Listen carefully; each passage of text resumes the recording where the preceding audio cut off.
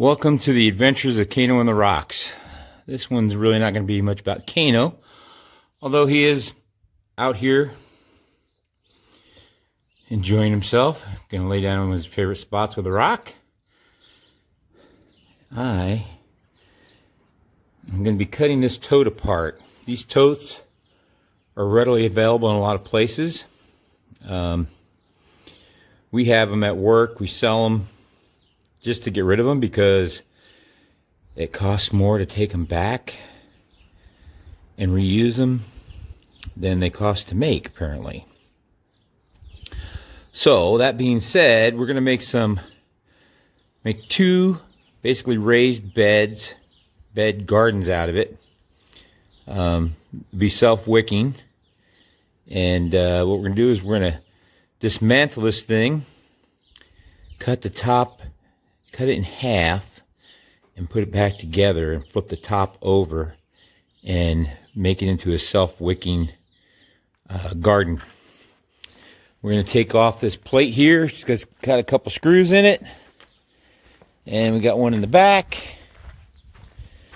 and that'll be the first step, and then we'll get to cutting on it. Alright, so we're just going to remove these 4 screws. There's 4 screws that hold this plate on.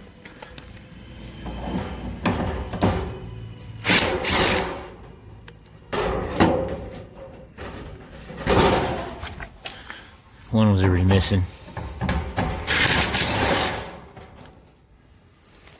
I guess it wasn't missing. Maybe the back side is what's missing. There's more than 4 screws. There's 5 screws.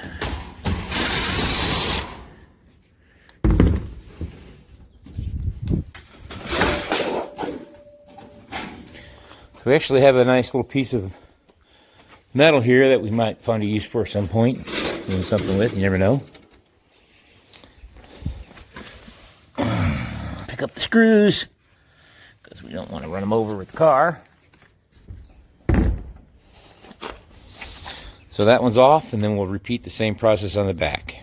Now that those plates are off, I really want to remove these 2 bars here. It's going to take a Torx bit. Hopefully I have one that I can find big enough for that. Pull those screws out. I should be able to tip this thing over then, remove the tote out of it. Be a little easier to work on to cut everything and then just reassemble them. So what we found is it's a T40 Torx bit, which I happen to have. So we're going to run these screws out right here.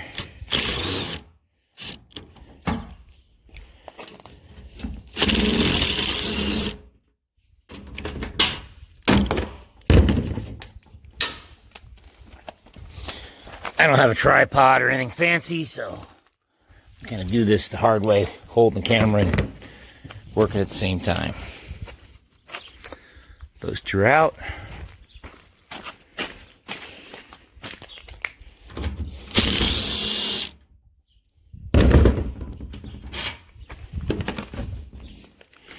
It's good to know what kind of materials inside the tote to start with.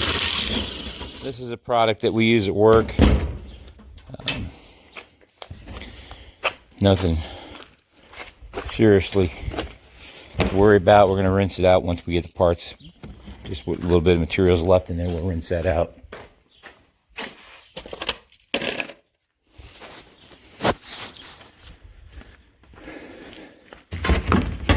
Now I can take these bars out, and we'll save those for later.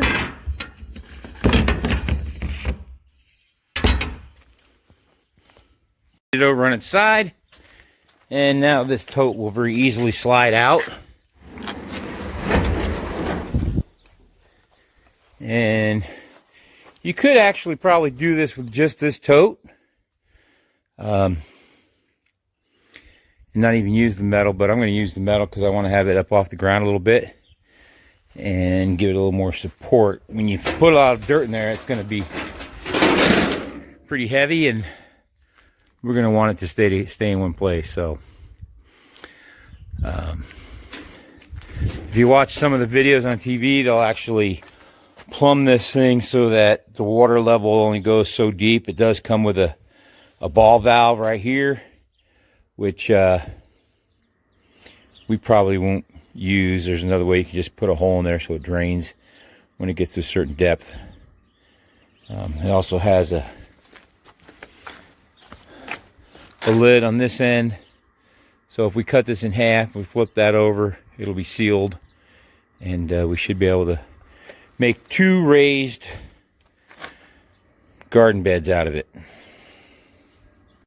So what I have to do is figure out how to cut this in half, and basically half is going to be in this section right here, but I don't want to leave pipe sticking up. I want to cut that flush, so I'm going to cut them off here, and then when I cut the plastic, just the top edge of the plastic will overhang that a few inches on both the top and the bottom.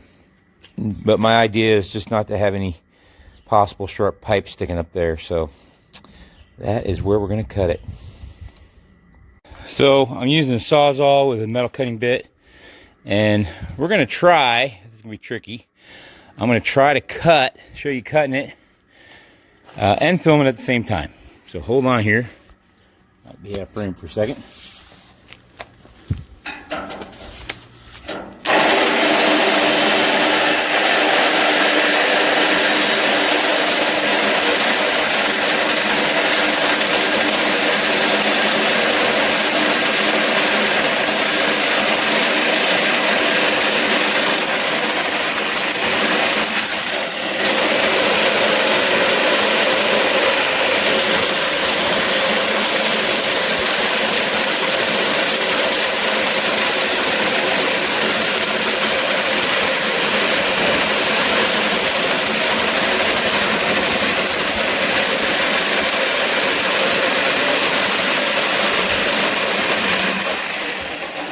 As you can see, cuts pretty easy. That was one-handed. I've got that whole side over there cut, the front, and now I'm just going to finish that up. Okay, so that only took a couple minutes. I got all the pieces cut. I'm going to hit those with a grinding wheel just to make sure there's no sharp edges on them.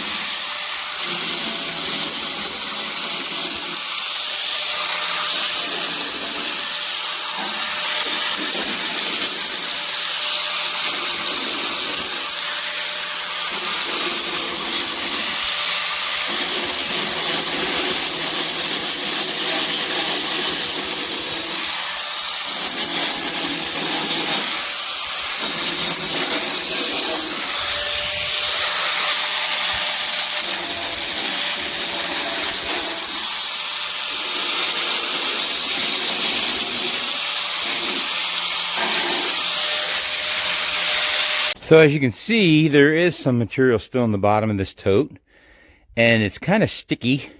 If it gets on you, it'll leave your hands black for a while.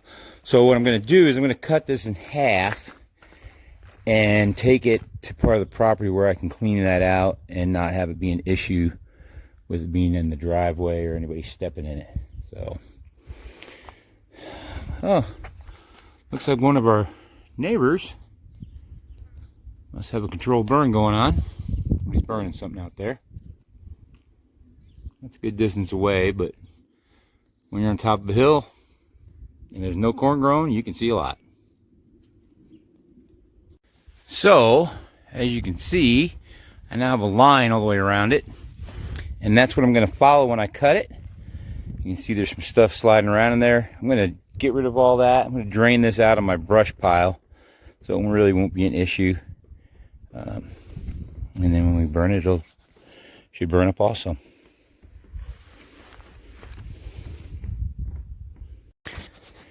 Alright, so far I've got 2 sides of it cut. It is a little tricky. I got kind of an aggressive blade on there, a demo blade, but it bounces a lot is the main issue. But I've kept pretty well onto the line and finished up the other 2 sides and then work on getting it cleaned out. So we've cleaned out the wet material. The rest of that is dry and inert. and got them back in their totes, back together. So you can see we've got a pretty good sized section area that will turn into a self-wicking planter box. This one doesn't have the built-in pallet underneath. I may raise it up on some bricks just to get it up off the ground a little bit, but that is the raised bed that we'll be using this year. And this is what we're going to be using for the soil in them. We've got some humus manure. We've got some Miracle-Gro vegetable and herbs garden soil. We've got some peat moss, and we have some lime, and we've got some other fertilizer we're going to mix in. The pea gravel will be used in the bottom section that will contain the water for the self-wicking part of the tub.